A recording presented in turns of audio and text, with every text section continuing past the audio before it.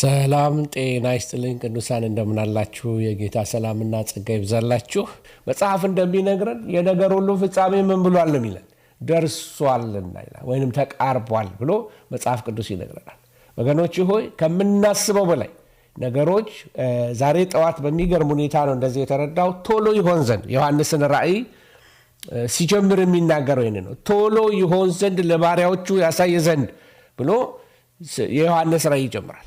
ቶሎ ይሆን ዘንድ የሚለው ምንድን ነው? ቶሎ ወዲያውኑ የሚፈጸም ነው ማለት ሳይሆን አንዴ ከተጀመረ ነገሮቹ ተከታትለው ነው የሚሄዱት።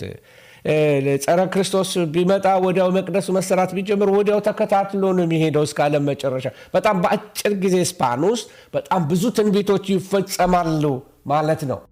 ከ5.5 ሚሊዮን ብር ጀምሮ የቤት ባለቤት ይሁኑ ይላል። ከዚህ በፊት ከ8 በላይ ሳይቶችን ሰርቶ ያስረከበው ድርጅታችን ቴምር ሪል ስቴት ከአፍሪካ ህብረት አዳራሽ ቅርብ ርቀት ላይ በሚገኘው ቡልጋሪያ ለተወሰኑ ቀናት ብቻ የሚቆይና ለ15 ቤቶች ብቻ የወጣ የ30% ቅናሽ አድርገን የመኖሪያ አፓርትመንትና የንግድ ሱቆችን ለሽያጭ አቅርበናል። ባለ 1 መኝታ ከ5.5 ሚሊዮን ብር ጠቅላላ ክፍያ ጀምሮ፣ ባለ 2 መኝታ ከ6.8 ሚሊዮን ብር ጀምሮ፣ ባለ 3 መኝታ ከ9.3 ሚሊዮን ብር ጀምሮ። በተጨማሪም የንግድ ሱቅ ፈላጊዎች በሙሉ ክፍያ ከ3.9 ሚሊዮን ብር ጀምሮ ናችሁ። ለበለጠ መረጃ ከስር ባለው ስልክ ይደውሉ። ቴምር ሪል ስቴት። ስለዚህ ዛሬ እንግዲህ የምንነጋገርበትና ልዳስሰው የምፈልገውን ፓርት ነግሬያችኋለሁ። ስለ ጋዛ የሚሽከረከሩ ሀሳቦች አሉ። ማለት ስለ የፍልስጤም ዕጣ ፈንታ ምን ይሆናል፣ የሶስተኛው ቤተ መቅደስ ምን ይሆናል፣ እንዴት ነው የሚሰራው፣ የት ነው የሚሰራው፣ ቀይዋ ጊደር ምንድናት፣ ዜናዎችን የያዙ ጉዳዮች ናቸው። አዲሱ የዓለም ስርዓት ምንድን ነው፣ ዲጂታል ማኒ ምንድን ነው፣ ወይንም ደግሞ ዲጂታል ገንዘብ፣ የኢትዮጵያ ዕጣ ፈንታ ቅድም እንዳልኳችሁ አሁን ባለው ከረንት ፖለቲካና በኤንድ ታይም ላይ በዚህ በመጨረሻ ዘመን ላይ ምንድን ነው። ሪሰንት ለይታችሁ እንደሆነ ብዙ የአገር ርዕሰ ብሔሮች ወይንም ደግሞ የአገር መሪዎች፣ ፕሬዚደንቶች፣ ፕራይም ሚኒስተሮች ከየሀገሩ እየመጡ ኢትዮጵያ ላይ ሲወጡ ሲገቡ አይታችኋል። ከጦርነቱ በፊት እና የሚነጋገሩትን አይነግሯቸውም። ምክንያቱም የመንግስት ስልጣን እንትን ስለሆነ ሚስጥራዊ ስለሆነ የሚወያዩት ብዙ ነገር። ስለዚህ የኢትዮጵያ ዕጣ ፈንታ ምንድን ነው? በጣም ኪ ሮል እንዳላት ሳታስተውሉ አትቀሩም። ሌላ የፍልስጤም መጨረሻን፣ የኢራንን መጨረሻ፣ የሩሲያን መጨረሻ መጽሐፍ ቅዱስ ይነግረናል። አዲሱ የዓለም ስርዓት ምንድን ነው?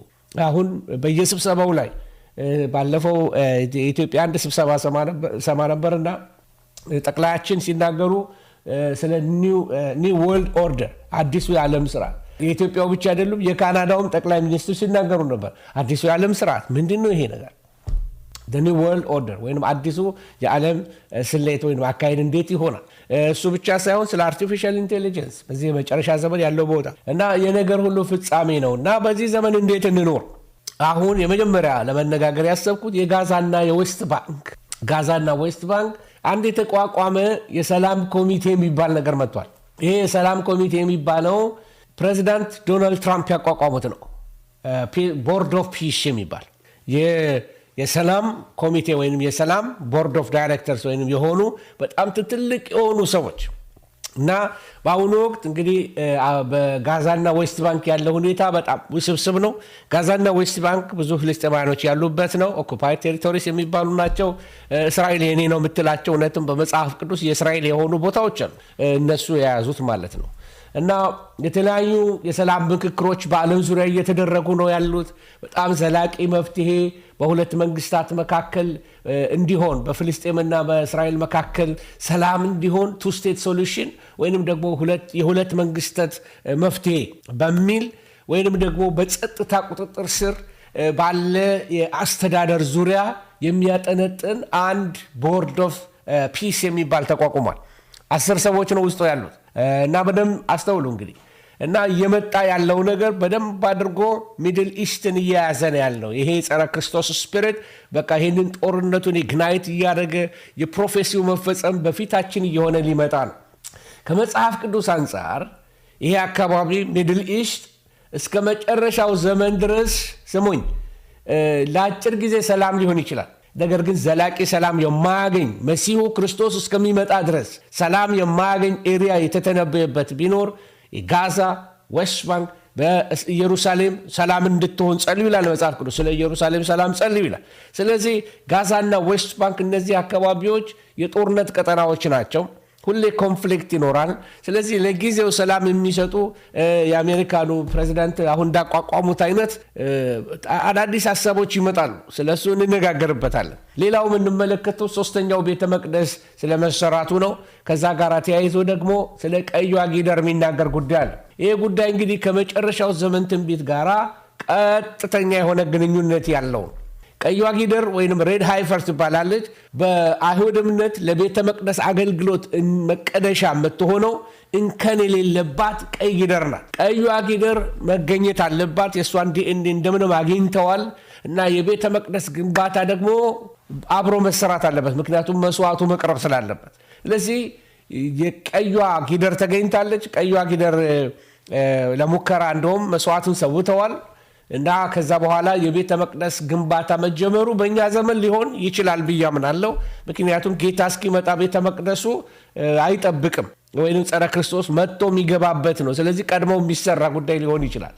ስለዚህ ስለ ሶስተኛው ቤተ መቅደስ መጽሐፍ ቅዱስ ይነግረናል። ስለዚህ የዚህ የሶስተኛው ቤተ መቅደስ መገንባት የጸረ ክርስቶስ ወይንም ደግሞ የአንታይ ክራይስት መገለጫ የሰባቱ ዓመት የኮንትራት ወይም የቃል ኪዳን ዘመን መጀመሪያ ምልክት ሊሆን ይችላል። ሶስተኛው ቤተ መቅደስ ሲሰራ ማለት ነው። ይሄ በዳንኤል መጽሐፍ ተጽፏል። በራእይ መጽሐፍ ላይ በደንብ ተዘርዝሮ ተተንትኖ ትመለከታላችሁ። ሌላው ሶስተኛ ነገር የምትመለከቱት አሁን በዚህ ባለንበት ዘመን ላይ የአዲሱ የዓለም ስርዓት ቅድም የጀመርኩላችሁ በመግቢያ ላይ ኒው ወርልድ ኦርደር ዓለም ወደ አንድ ማዕከላዊ የፖለቲካና የኢኮኖሚ ቁጥጥር እያመራች ነው አሁን ያለችው እና ዓለማት በሙሉ እየተቆጣጠሩ እየተያያዙ ናቸው ያሉት። በፊት የኮሚኒዝም እና ኢምፔሪያሊዝም ወይም ደግሞ ካፒታሊዝም የሚባል በሁለት ካምፕ የነበረው በኋላ አንድ ሆነ። ከዛ ደግሞ አሁን ሳይታወቅ በየአካባቢው ስፕሊት የሚያደርጉ ነገሮች ትመለከታላችሁ። ድሮ አንድ ዓለም አድርገው ነበረ። አስታውሱ እንደሆነ የ9/11 ጊዜ የአሜሪካን ታወሮቹ እነዚህ ህንፃዎቹ በወደቁበት ሰዓት ላይ 2 ታወሮች ናቸው የወደቁት። 2 ታወሮች ከወደቁ በኋላ አንድ ታወር ነው የሰሩት እና የታወሩን ስም ምንድን ነው ያሉት? ዋን ወርልድ ኦርደር ወይም ደግሞ አንድ የዓለም ስርዓት። እና በጣም ስኬሪ ነው። ሳያስቡት ትንቢታዊ ነገር ነው የሚናገሩት ያሉት። ፕሬዚዳንት ቡሽ በ80ዎቹ ውስጥ ይህንን ለመጀመሪያ ጊዜ የተናገሩት እሳቸው ናቸው። ኒው ወርልድ ኦርደር መጥቷል አሁን። ስለዚህ እኛ ደግሞ የዓለም ፖሊሶች ነን እያሉ የተናገሩት ንግግሮች ነበሩ በ88 በ89 አካባቢ ላይ ወገኖች። ስለዚህ ዓለም በኢኮኖሚ አንድ ወደ መሆን፣ በሃይማኖት አንድ ወደ መሆን እነዛ ስትራክቸሮች እየተሰሩ ነው ያሉት በአመታት ውስጥ።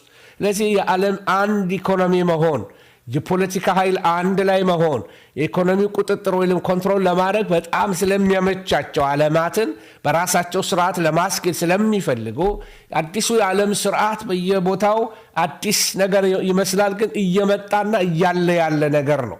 አዳዲስ ሃይማኖት ወይም አዲስ ደግሞ የዓለም ሃይማኖቶች በየቦታው ላይ መርጅ እያደረጉ ነው። በተለይ ምናልባት ዱባይ ላይ አይታችሁ እንደሆነ አንድ ቤተክርስቲያን የተሰራ አለ።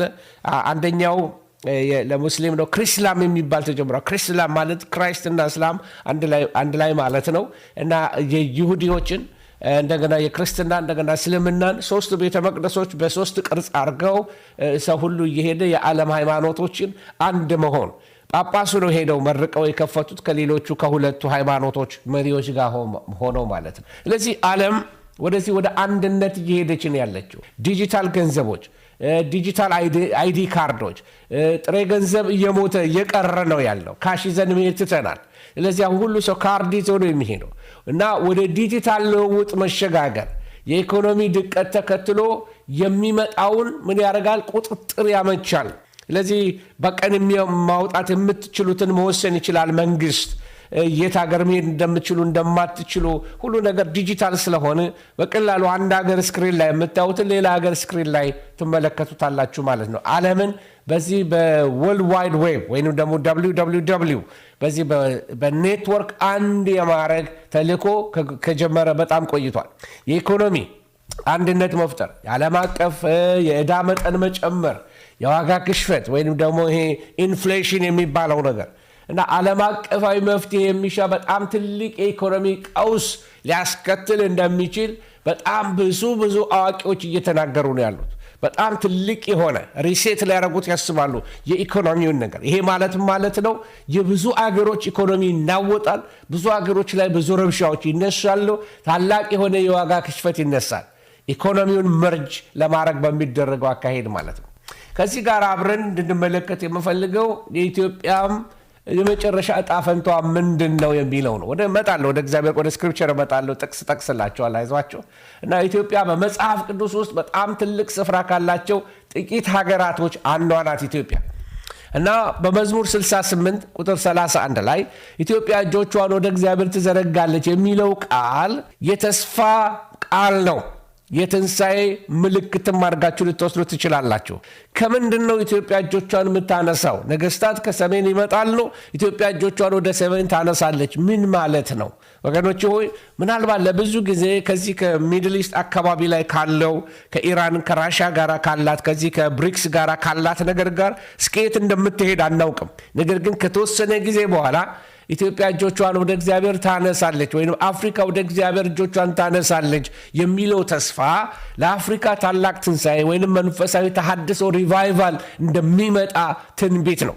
በመጨረሻው ዘመን በሕዝቅኤል 38 ላይ በተጠቀሰው የጎግና የማጎግ ጦርነት ውስጥ የኩሽ ስም ተጠቅሷል። ኩሽ የኢትዮጵያ ስም ነው። ብዙ ወይንም ደግሞ ኢትዮጵያን ብቻ ሳይሆን ከዚህ ከግብፅ በታች ያሉ ሀገሮች በሱዳን፣ ኤርትራ፣ ኢትዮጵያ እነዚህ ሀገሮችን ኢንክሉድ ያደርጋል ኢስት አፍሪካ ላይ። ስለዚህ የኩሽ ስም ተጠቅሷል። ብዙ የጥናት ሊቃውንት ምን ይላሉ? ይሄ በመንፈሳዊ ተጋድሎና በእግዚአብሔር ጥበቃ ውስጥ የምታልፍበት ጊዜ ሊሆን ይችላል። በተለይ ሕዝቅኤል 38 ላይ በኃይለኛ መንፈሳዊ ተጋድሎ ውስጥ ልታልፍ ትችላለች ኢትዮጵያ። መጨረሻዋ እጆቿን ወደ እግዚአብሔር ማንሳት ከሆነ ተስፋ አላት ማለት ነው። የሀገሪቱ ዕጣ ፈንታ ከንስሐና ከእግዚአብሔር ጋር ካላት ቁርኝት ጋር የተያዘ ነው። ልድገመው። የኢትዮጵያ ዕጣ ፈንታ ከንስሐና ከእግዚአብሔር ጋር ካላት ቁርኝት የተነሳ ነው። ኢትዮጵያ እግዚአብሔርን የሙጥኝ ካለች እጆቿን ወደ እግዚአብሔር ታነሳለች እና የዛን ጊዜ እግዚአብሔር ለኢትዮጵያ መጎብኘትን ወይም ደግሞ ለኢትዮጵያ ማምለጫን መንገድ ያሳያታል። ከኢኮኖሚ ሬፎርሜሽን በላይ ነው ትንቢቱ ስለ ኢኮኖሚ አባይ መገደብ ከዛ ያለፈ ጉዳይ ነው። ኢትዮጵያ እጆቿን ወደ እግዚአብሔር አነሳች ማለት እግዚአብሔር በምድራችን ላይ ዙፋን አለው፣ ክብር ይሰጠዋል፣ እግዚአብሔር ይመልካል፣ ፈቃዱ። ይሄ ማለት ደግሞ ከእግዚአብሔር ሕዝብ ጋር አይዴንቲፋይ የምታረግ ሕዝብ ትሆናለች ማለት ነው። ሪሴንትሊ እንደምሰማችሁ እስራኤል መጣ በዚህ ምንድነው ከሶማሊላንድ ላይ ያንን ቦታ በሶማሊላንድ እንደ ሀገር በተቀበለችበት ሰዓት ላይ በር የከፈተችው ኢትዮጵያ ወደ ባህሩ እንድትመጣ ማድረግ ነበረ እና ሳውስ የሆነው በተለይ የቀይ ባህርን ደቡባዊ ክፍል ኢትዮጵያ እንድትቆጣጠር አድርጋታለች የሚል ዜናዎች እየወጡ ነው ያሉት።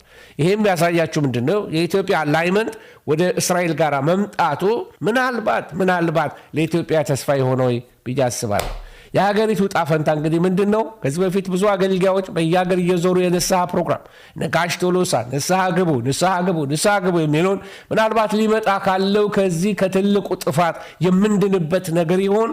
ይህንን ነገር ለእናንተ እተውላችኋለሁ።